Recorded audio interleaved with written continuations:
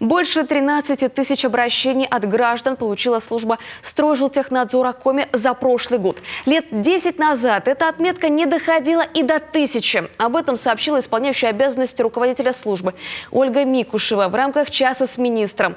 Напомним, такие встречи с руководителями ведомств проходят по поручению главы Коми. Ольга Микушева отметила, что большая часть обращений касается сферы ЖКХ. Во время проверок выявили почти 8,5 тысяч нарушений. Жалуются граждане в основном на неправильное начисление платы за коммунальные услуги и их ненадлежащее качество, на содержание внутридомового и внутриквартирного имущества.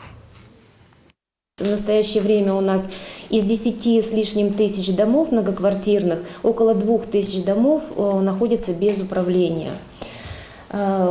Ветшает у нас жилищный фонд. Мы сами знаем, какой жилищный фонд представлен на территории республики. Наличие большого количества аварийных, по факту аварийных домов и домов, которые не признаны аварийными, но которые таковыми являются.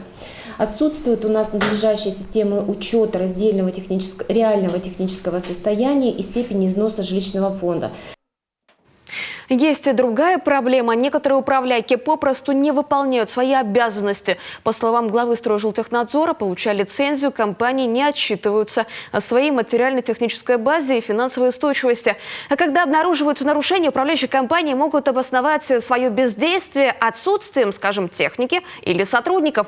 Кроме того, как отметила Ольга Микушева, государственное регулирование есть только в сфере коммунальных услуг. В сфере жилищных оно отсутствует.